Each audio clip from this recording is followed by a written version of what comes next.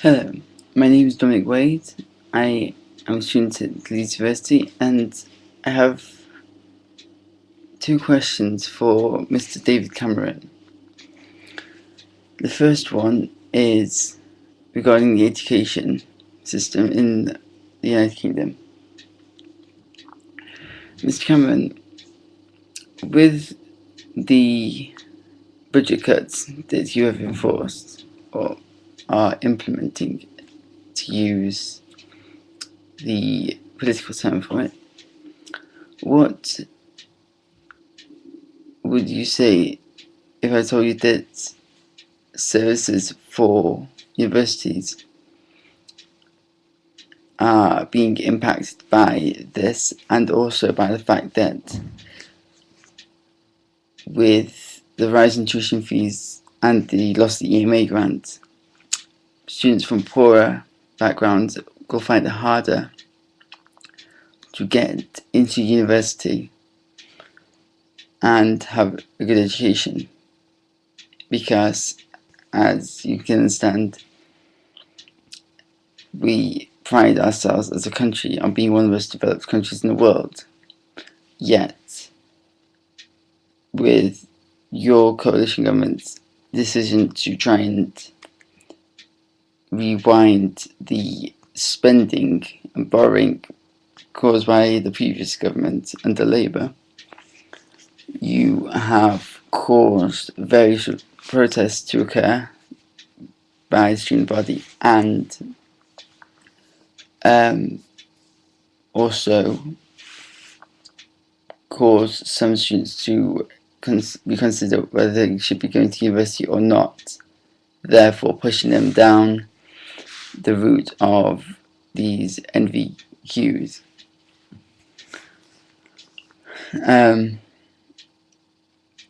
So my question for you is, how will you be able to replace the EMA and get students going into university, but also ensure that students that graduate this year and in future years are able to get jobs rather than have to spend ages looking for work after they graduated, because employers are not wanting those degrees at the moment.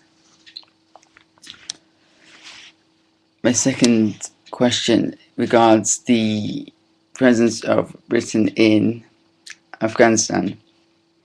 We've now been in Afghanistan for almost 10 years, and to be honest, we were dragged in to that conflict by America thanks to the so-called special relationship that we have with the Americans. We were not attacked directly during 9/11. We did lose citizens, I know, but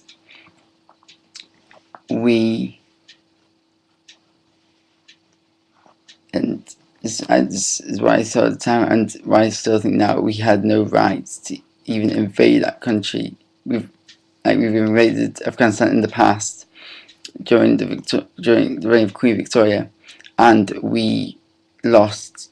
Particularly there, we were defeated. So for us to try and go back to Afghanistan with following the Americans, it was in effect going to almost be exactly the same thing, and judging by the body count that we've suffered, we've lost hundreds of soldiers over 10 years, and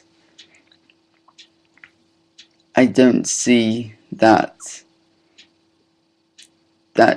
is justifying our continued presence in Afghanistan. I know that the United Kingdom is a member of the UN Security Council, and that we pride ourselves on being there to protect democracy and to help make the world a better place. However, I feel that we are letting America drag us by the nose into conflicts in which we have no right to be like we had no right to invade Afghanistan. We happily followed America like a little obedient dog into that situation, and we are suffering for it. It's bad enough knowing that it's becoming like another repetition of last time we were in Afghanistan, but that's only emphasised by the scenes of grieving families when the bodies are repatriated, and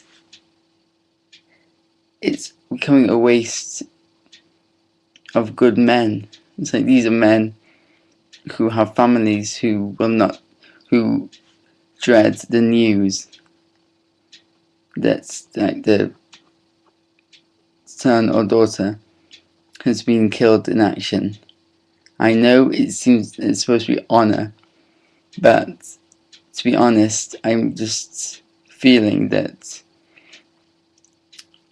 our continued presence in Afghanistan is becoming tiring, and the arguments for us remaining in Afghanistan, they're wearing so thin it's possible to see the lies, the supposed, and the fact that we've not caught bin Laden. It's been 10 years. The closest we got was in the early stages of the war, and yet he managed to slip through our fingers. So either you give the British people a good enough reason to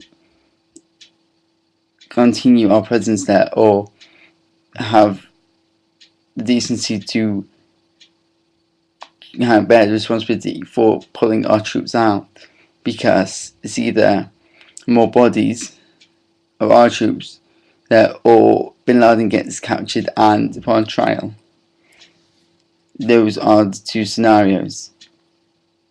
So, what, if any, is a timetable for withdrawing British troops from Afghanistan? The Dutch have done it.